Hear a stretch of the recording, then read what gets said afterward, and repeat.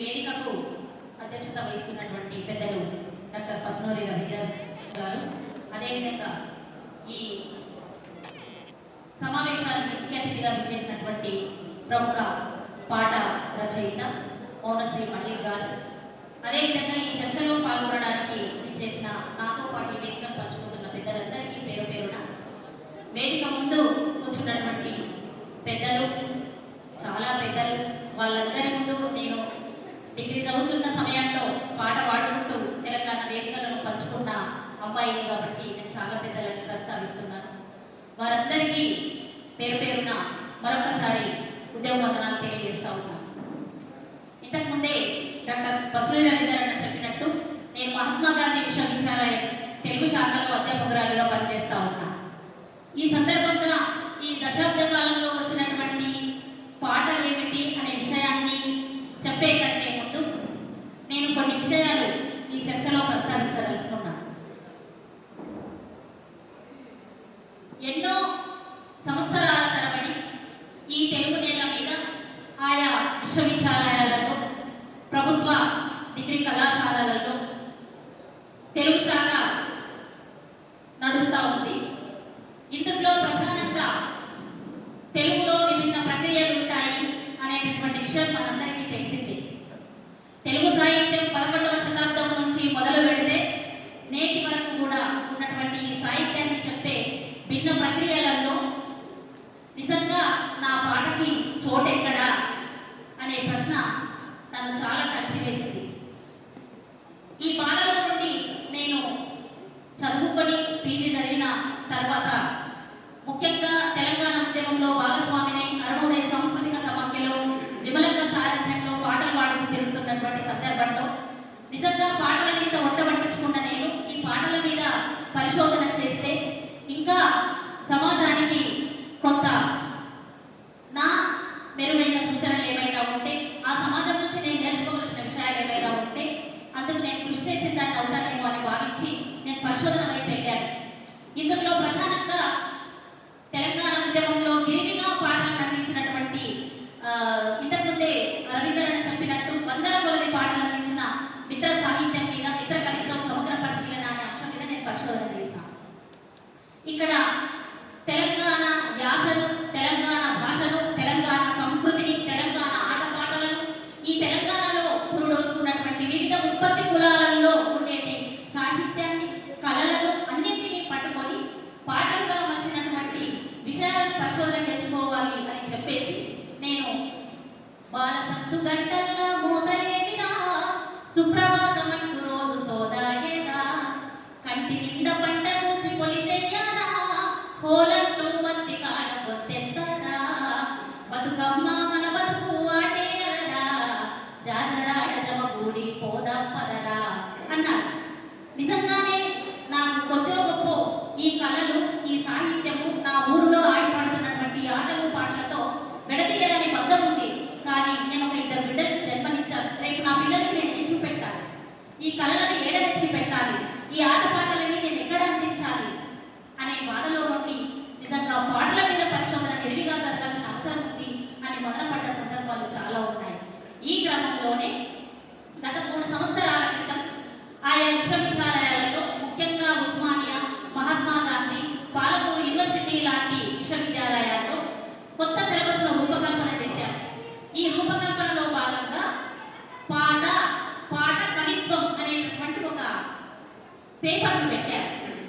మా పీజీ స్థాయిలో విద్యార్థులకు కోర్ పేపర్, ఎలెక్టివ్ పేపర్స్ అనేవి ఉంటాయి. కోర్ పేపర్ అంటేనేమో అందరు విద్యార్థులు పూర్తిగా చదువుకోవాల్సిన పేపర్, ఎలెక్టివ్ పేపర్ అంటేనేమో ఇష్టం వచ్చిన వాళ్ళు చదువుకునే పేపర్స్. ఇక్కడ చాలా మంది మేధావులు, పెద్దలు, ఉపాధ్యాయ అధ్యాపక వృత్తిలో కొనసాగుతున్న వాళ్ళు ఉన్నారు. కానీ నేను ఈ విషయాన్ని కొత్తగా ఎందుకు ప్రస్తావిస్తున్నానంటే, నిజంగా ఇవాళ ఈ తెలంగాణలో పుట్టి పెరిగినందుకు పాట అనేటటువంటి మాటతో విడదీయరాని బంధము భారతదేశ వ్యాప్తంగా లేదా ప్రపంచవ్యాప్తంగా ఒకసారి చరిత్రలోకి తొంగి చూస్తే అది తెలంగాణకే విడదీయరాని బంధం కలిగి ఉందని నేనైతే బలంగా చెప్పగలను. నిజంగానే ఈ తెలంగాణలో ఇంత విడదీయరాని బంధం ఉన్నప్పుడు ఇది కూడా ఒక కోర్ పేపర్గా ఉండి ఉంటే నిజంగా నా విద్యార్థులు లేదంటే నా తర్వాత తరం వాళ్ళు చదువుకోవడానికి ఆస్కారం ఉండేది కదా అని నేను భావించిన, నేను పరిశీలించినటువంటి సందర్భం. ఎందుకు చదవాలి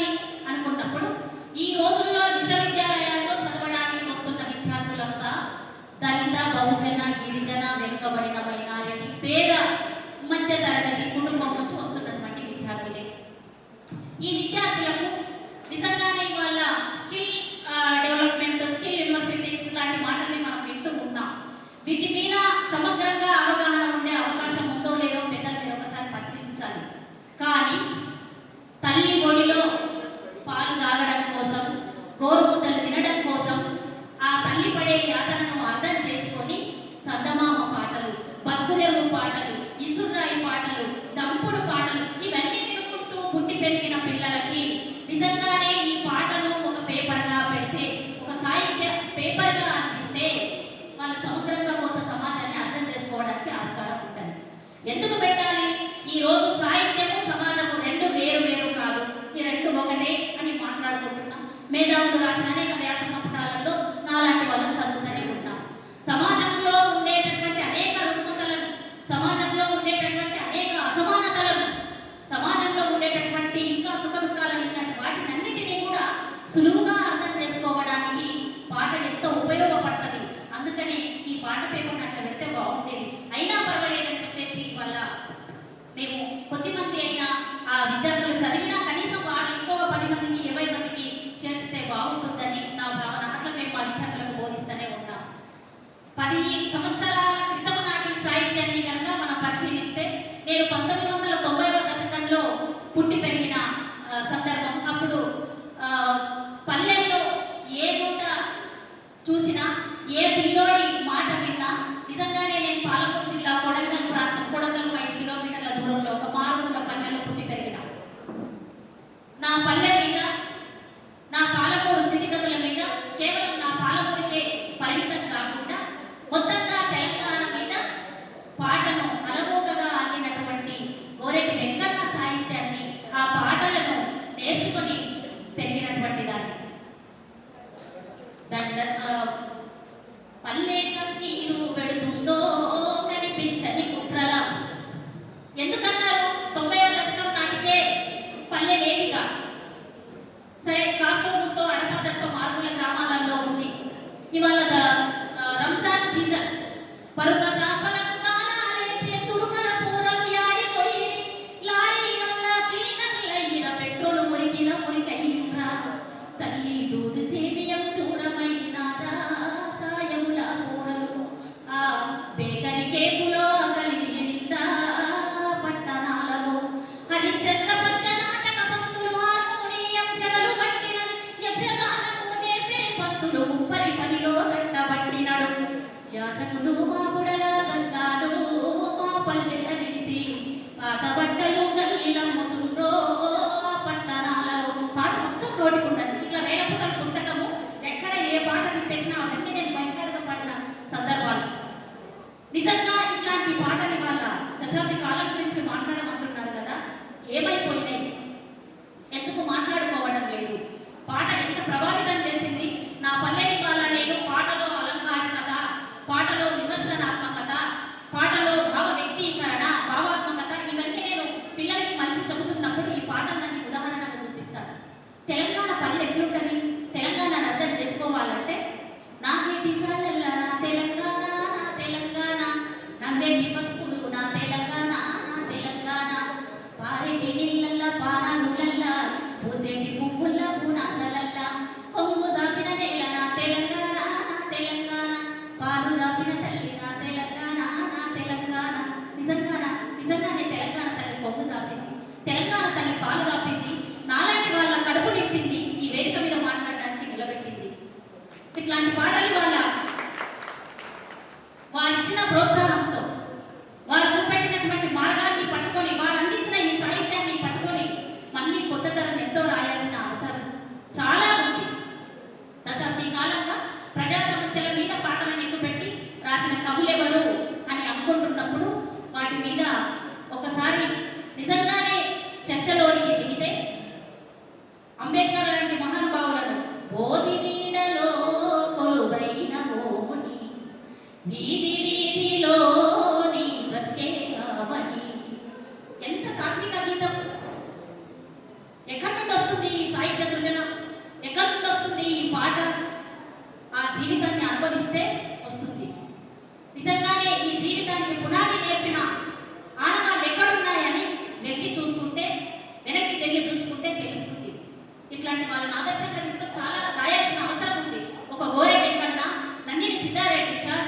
మిత్ర, గద్దర్ ఎనలేని సాహిత్య కృషిని, పాఠ కృషిని అందించినటువంటి గద్దర్ ఇవాళ మన మధ్యలో లేకపోయినా అట్లాంటి వాళ్ళు చూపించిన మార్గంలో ఇవాళ తెలంగాణ సమాజం నడుస్తూ ఉంది.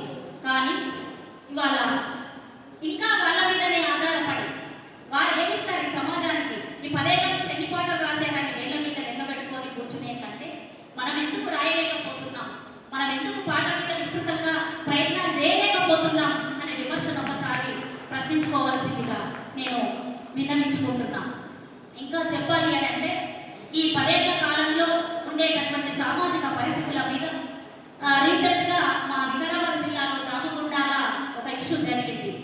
ఈ దామగుండాలో దట్టమైన అనంతగిరి కొండలను, ఆ కొండను చుట్టూతా మంచి వాతావరణాన్ని, మంచి ఆక్సిజన్ని, చుట్టూతా ఆవాసాలు ఏర్పాటు చేసుకొని బతుకుతున్న గ్రామాల బతుకులన్నీ చిత్రం చేయడానికి, అక్కడ దాన్ని ధ్వంసం చేయడానికి ఒక రాడార్ స్టేషన్ ఏర్పాటు చేయడానికి అని ప్రభుత్వాలు పూనుకుంటే దాని మీద స్పందించడానికి ఎంతమంది పౌరులు ముందుకొచ్చారు అనే విషయాన్ని కూడా మనం ఒకసారి ప్రశ్న వేసుకోవాల్సిన సందర్భం ఇది. అందుకని ఇవాళ ఆదివాసీల మీద కనీసం ఆ గూడాలను అంటి పెట్టుకొని బతకడానికి కూడా స్థావరం లేనటువంటి పరిస్థితిని మనం కళ్ళారా చూస్తూ ఉన్నాం. వాళ్ళ మీద ఎంతమంది రాస్తున్నారు అనేటటువంటి విషయాన్ని మళ్ళీ మనం ఒకసారి గుర్తు చేసుకోవాల్సిన అవసరం ఉంది. ఏది ఏమైనా ఈ దశాబ్ద కాలంలో మతోన్మాదము అన్నిటికంటే పెద్ద ఎత్తున దాడి చేస్తూ ఉంది.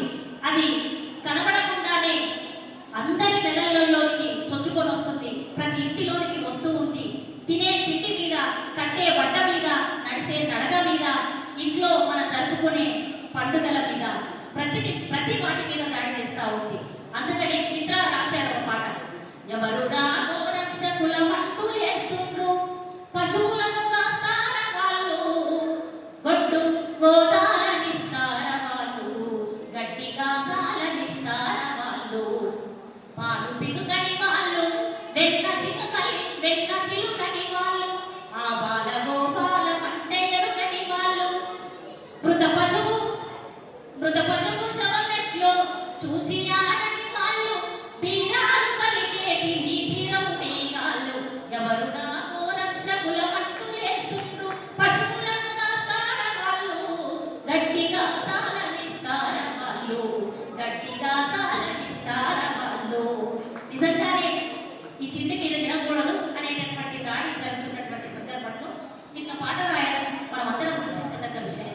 ఇట్లాంటి పాటలు రావాల్సిన అవసరం ఉంది.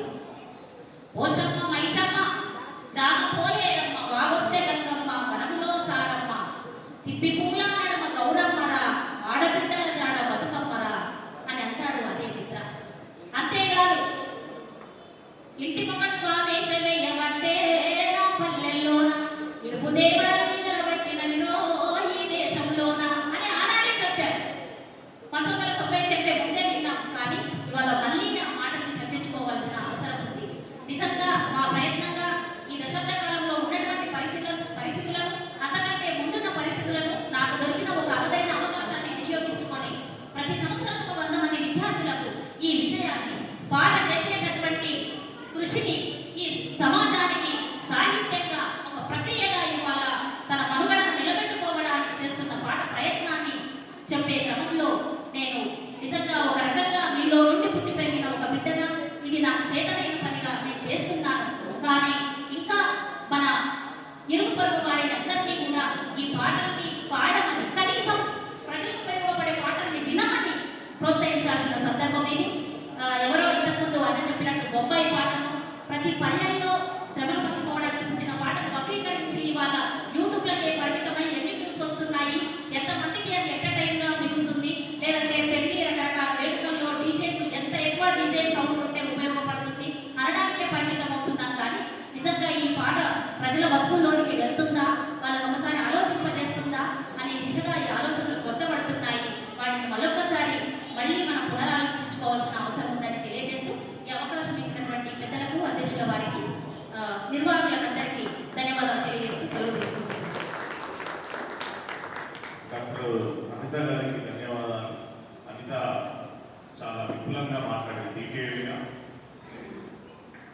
యూనివర్సిటీలో ఎందుకు పాట మీద ఒక పేపర్ పెట్టాల్సి వచ్చింది, 90s నుండి పాట ఎట్లా ప్రజల్ని మేల్కొల్పుతున్నది అనేటటువంటి విషయాన్ని ఉదాహరణ సహితంగా చెప్పడము అనిత చేసినటువంటి పని. అనితకి మరొకసారి ధన్యవాదాలు తెలియజేస్తూ, ఇప్పుడు మన మధ్యలో మరొక యంగ్స్టార్ డాక్టర్ శరత్ చంద్ర ఉన్నాడు.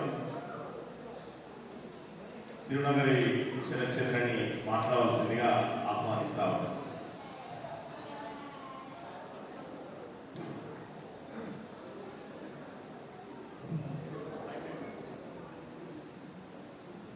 వేదిక మీద ఆసీనులైన పెద్దలందరికీ నా నమస్కారాలు.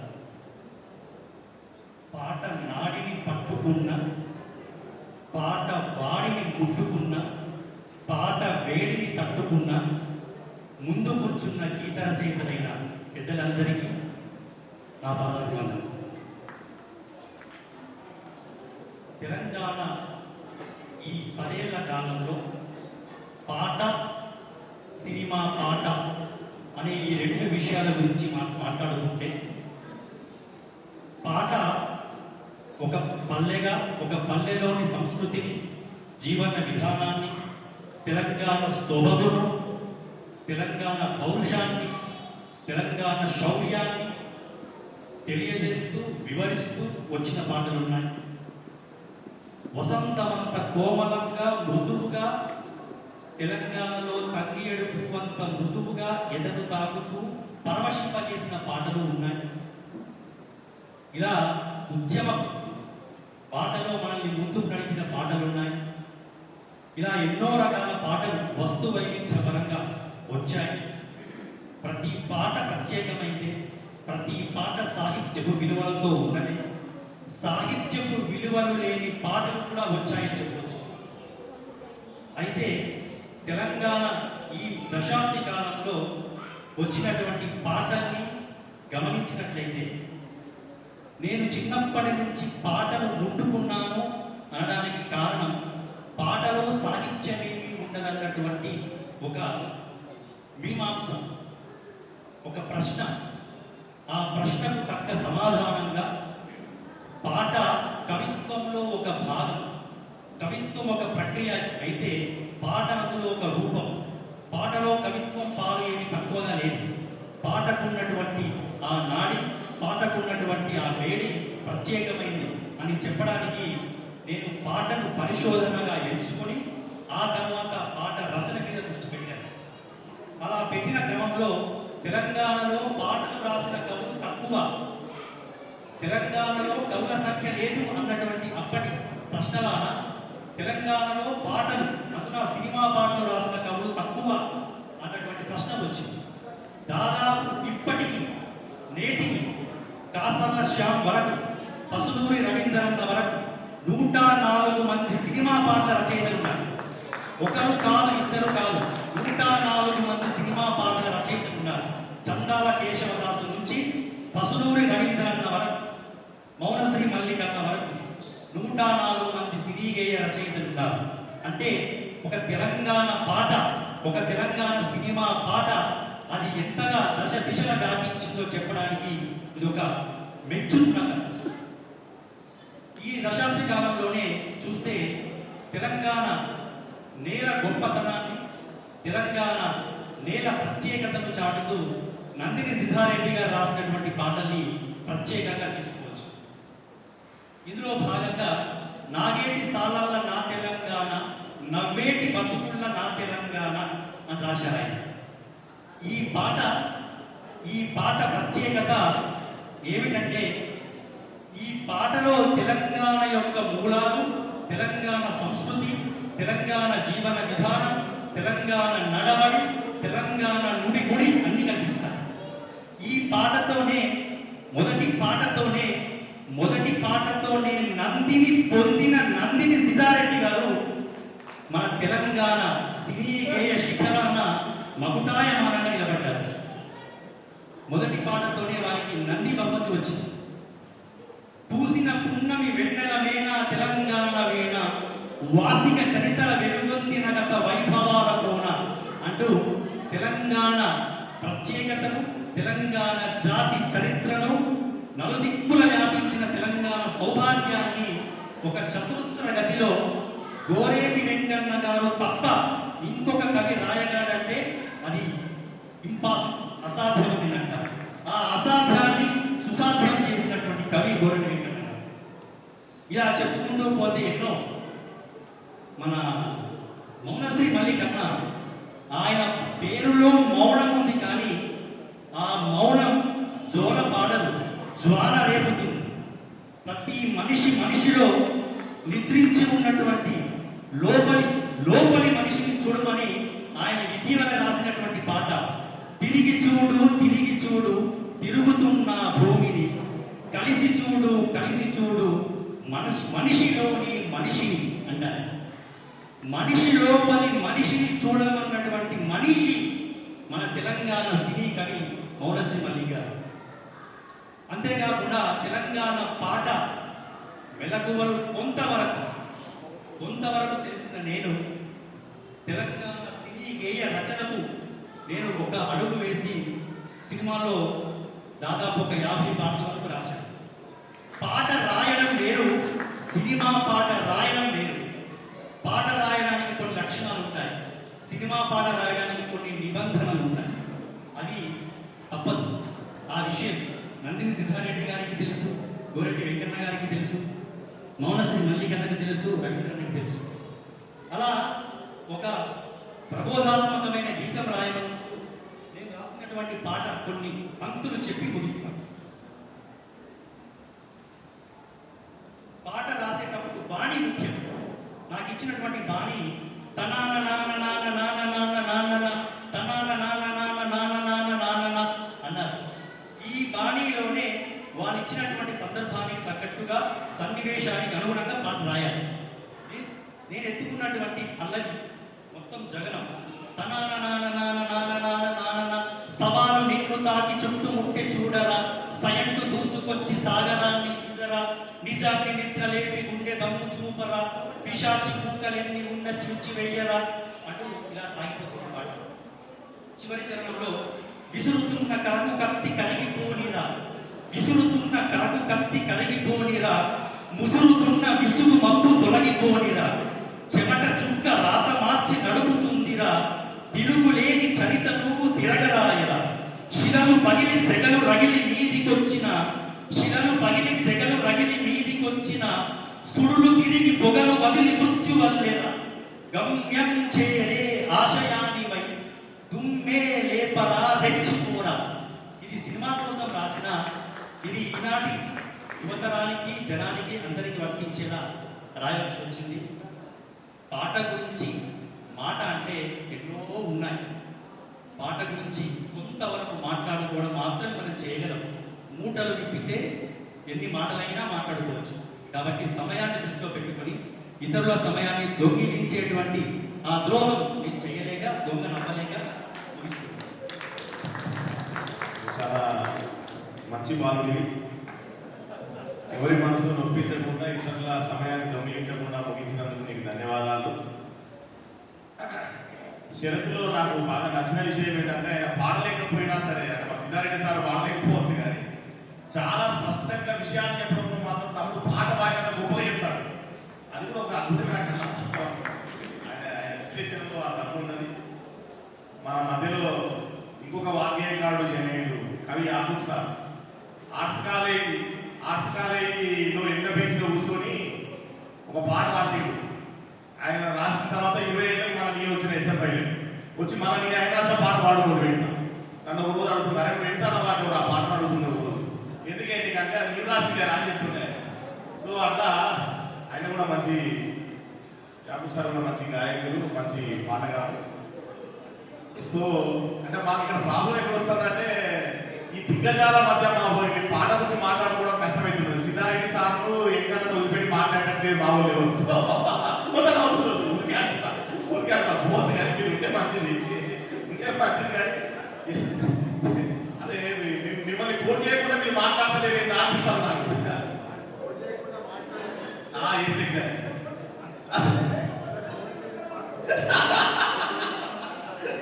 అవును, పాట గురించి మాట్లాడితే ఎక్కడ లేకుండా పోతే అని చెప్పాడు. మళ్ళా అదొక విమర్శ వస్తుంది.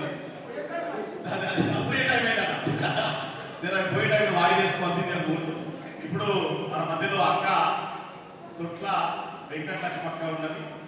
ఆమె దాశరథి గారు పుట్టినటువంటి ఊళ్ళో పుట్టి 500 పాటలు రాసింది అంటే నాకైతే చాలా సంతోషంగా ఉంది. ఆమె కలవడమే ఇవాళ చాలా గొప్ప విషయం అని చెప్పి నాకు అనిపిస్తా ఉన్నది. మరి అక్కను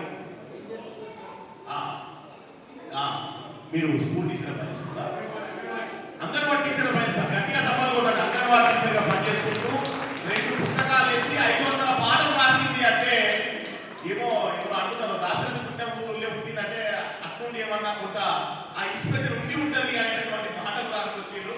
సో ఇప్పుడు అక్కను మాట్లాడాల్సిందిగా నేను ఆహ్వానిస్తా ఉన్నా. వెల్కమ్ అక్క, ప్లీజ్.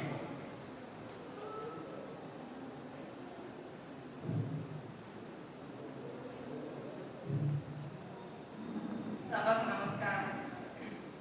ఇంతటి గణనీయమైన పండగ ఈ భాష పండగ, మన తెలంగాణ పండగ. ఈ పండగకు పిలిచినటువంటి మన ఆనందసారి గారికి మరియు సలీమా మేడం గారికి హృదయపూర్వక నమస్కారాలు. నిజంగా వారికి నేను రుణపడి ఉంటాను. వారు పిలవకపోతే ఈ స్టేజ్ మీద నేను ఎవరికి తెలియకపోయేది. ముందుగా మీడియాకు నమస్కారాలు. ఎందుకంటే మీడియా లేకుంటే ఈ కవులు కవయిత్రులు ఎవరెవరు అనేది బయట తెలియదు ప్రపంచానికి. కాబట్టి హృదయపూర్వక నమస్కారాలు మీడియాకు. నేను తెలుగు భాష మీద ఒక పాట రాశాను. పోతే నా చిన్న వయసులో పెళ్ళి అయింది నాకు. మాది చిన్నగూడూరు, దాశరథి గారి పుట్టిన ఊరు. దాశరథి కృష్ణమాచారి రంగాచార్య పుట్టిన జంటకవులు పుట్టినటువంటి ఊరిలో ఆ మట్టిలో నేను పుట్టాను. ఆ పురుడి గంటల ఆడబిడ్డను నేను. కాబట్టి ఈ తొలిసారిగా తాడిపల్లి మధుసారు మరియు వాళ్ళు విలేకరులు మరి చక్రయ్య గారు వాళ్ళు దళిత మహిళ కవయిత్రి అని నేను రాసినటువంటి పాటలను గుర్తించి తొలిసారిగా వాళ్ళు ఊర్లోనే నాకు సన్మానం చేశారు. నేను ఒక బుక్ రాస్తే 500 బుక్కులు వాళ్ళు కొట్టి అందరికీ పంచారు. బుక్ ఆవిష్కరణ చేశారు. వారికి నేను రుణపడి ఉంటాను. నాకు ప్రతి స్టేజ్ ఇచ్చినటువంటి గాడిపల్లి వారి వంశాన్ని నేను మర్చిపోను. ఎందుకంటే కళలు అందరిలో ఉంటాయి, కానీ వాటిని వినియోగించుకొని రాసి బయటికి తీయడం కొంతమందికి మాత్రమే ఉంటుంది. నేను అంగన్వాడీ టీచర్గా పనిచేస్తూ విజయవాడలో మాకు 3 నెలలు జాబ్ కోర్స్ ట్రైనింగ్ ఉన్నది. ఆ ట్రైనింగ్ పంపించారు. నా కొడుకు 3 సంవత్సరం పిల్లగాడు ఇక్కడనే ఉన్నాడు. ఆయన వదిలేసి నేను ట్రైనింగ్కి వెళ్ళాను. అయితే అక్కడ అప్పుడు నాకు సినిమా చూసుకు తెలియదు. మా అమ్మ ఉత్తమేస్తే చిన్నగూడూరులో మా అయ్య చెప్పి పుట్టాడు. ఆ అవ్వ నాటుకుపోయేది. అక్క ఇంట్లో ఇల్లరికం, అక్క పిల్లగాళ్ళని ఎత్తుకుంటానికి నన్ను ఉంచేది. అయితే 1 సంవత్సరం బడికి తోలేటోళ్ళు, 1 సంవత్సరం పిల్లగాళ్ళని ఎత్తుకుంటానికి ఉంచేటోళ్ళు. ఇక వాళ్ళకి పని అయిపోయినప్పుడు బడికి తోలేటోళ్ళు. బడికి పోయేసరికి పేరు తీసేసేటోళ్ళు సార్. అమ్మ మీ నాన్న ఏం చేస్తాడంటే, మా నాన్న చెప్పి పుడతాడు సార్ అయ్యనేది. మా నాన్న డాడీ అని నాకు తెలియదు. మా అయ్య చెప్పి పుడతాడు సార్ అని చెప్పి చేయాల నుంచి సార్ వాళ్ళు వచ్చేది. మమ్మ తీసిన సారు నా గురువు, తొలి గురువు సార్ వాళ్ళు 10 పైసలు అప్పుడు 10 పైసలు చేతికి ఇచ్చి అమ్మ ఈ చెప్పి తీసుకురామంటే చాలా దూరం ఉండేది పడికి మా ఇంటికి. ఇక మధ్యాహ్నం భోజనానికి పోయేటప్పుడు ఏడ్చుకుంటా ఆ పేరెంట్స్ చెప్పులు ఇంత పెద్దగా ఉండేది. గురువుల చెప్పులు కూర్చొని అట్లా నేను చిన్న వయసులో. ఇక అది అట్లా పోతే విజయవాడలో జాబ్ కోర్స్ ట్రైనింగ్లో నా కొడుకు చిన్న పిల్లగాడు అక్కడ ఆటపాటలతో మొత్తం జరిగేది. అయితే అక్కడ జోలా జోలమ్మ జోలా అది ఎవరు రాస్తారో ఎవరు పాడారో కూడా సినిమాలలో నాకు తెలియదు. ఆ పాట జోలా జోలమ్మ జోలా జయ జయలా జోలా జయ జయలా జోలా ఊరులో అబ్బాయి నా చిన్ని పాపాయి నా చిన్ని పాపాయి ఊరిలో మీ అమ్మ ట్రైనింగ్కు వెళ్ళింది అని నా కొడుకు గుర్తు చేసుకొని ఏది పాటలు ఒకటి చిన్నగా శివరణ అన్నాడు. అమ్మ ఎంత లక్ష్మి, మీ ఆయనకు చెప్పొచ్చు, నీ కొడుకు చెప్పొచ్చు ఇంటికాడ ఇంత చక్కగా పాడతామమ్మ అని మేడం వాళ్ళు నన్ను మెచ్చుకున్నారు. మెచ్చుకొని ఇంకా ఆ నైట్లో విజయవాడలో వాళ్ళు ఎత్తింది పాట. ఆ నైట్లో 3 నెలల ట్రైనింగ్లో 2 నెలల్లో పాటలు ఎన్నో రాశారు. మాకు జరిగేటువంటి ట్రైనింగ్ మీద, మాకు గడ్ని బాలింతల మీద, ఓన్లీ మా సంస్థ మీదనే ఐసిటిఎస్ సంస్థ మీద ఏమైతే జరుగుతుందో దాని మీదనే రాశాను. అయితే ఈ గాడిపల్లి చక్రయ్య అనేకైనా ఇవన్నీ చూసి అమ్మ చెట్టు మీద పుట్ట మీద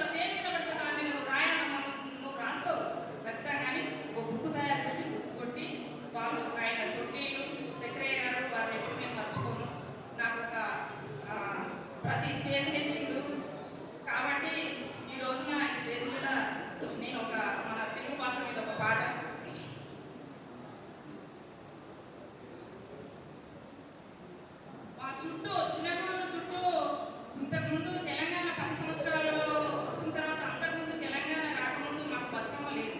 మాకు అర్జెంట్స్ బతుకమ్మ ఎవరు వేయలేదు.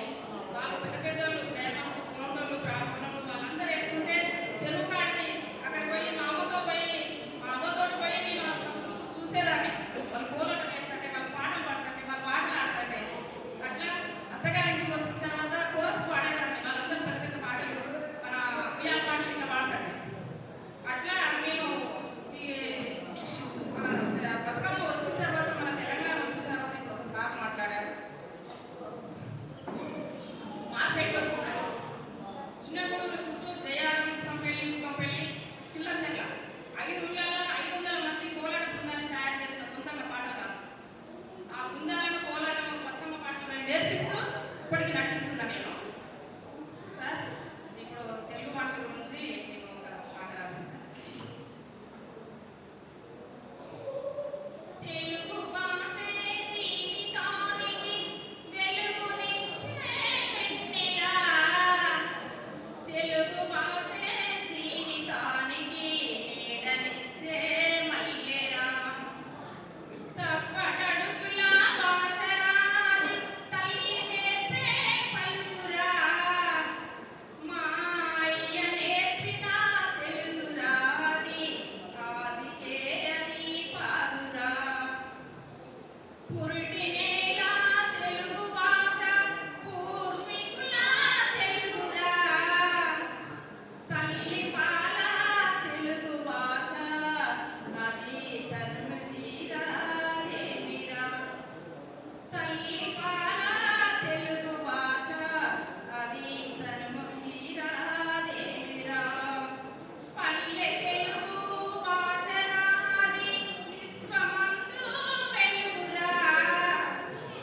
ప్రకృతమ్మ తెలుగురా అది ప్రజల మధ్య వెలుగురా. వేదాల తెలుగురా ఇది నాదాలు పలుకురా.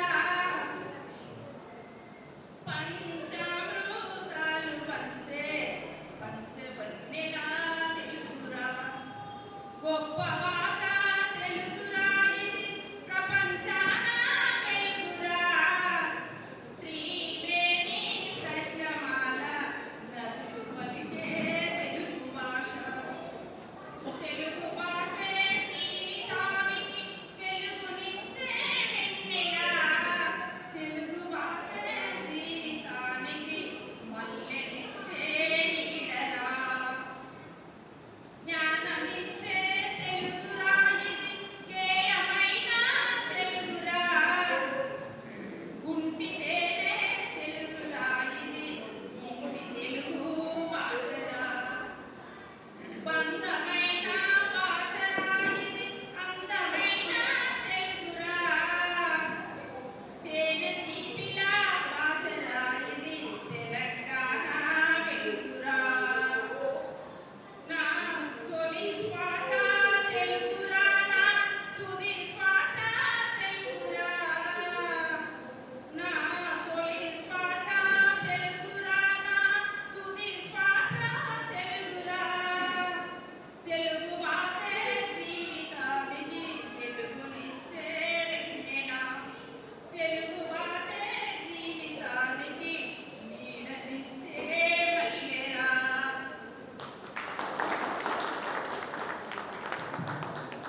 అక్క ధన్యవాదాలు అక్క. ఇవాళ అంతర్జాతీయ మాతృభాష దినోత్సవం. ఆ సందర్భంగా తెలుగు భాష మీద అక్క పాట పాడడం అనేది చాలా కోఇన్సిడెంట్. అక్కడికి ధన్యవాదాలు తెలియజేస్తూ మరి మన మధ్యలో బండి సంతన్న ఉన్నారు.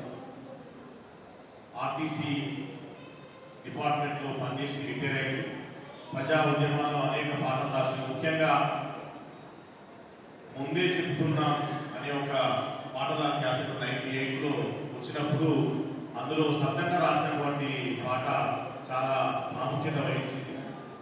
తక్కువ కులం వంటివి దోసుపతి కూడా ఆ పాట నేను చాలాసార్లు వేదికల మీద పాడుకుంటాను. ఆ పాట ఒక్కసారి ఒక పల్లవి పాట వినిపిస్తాను.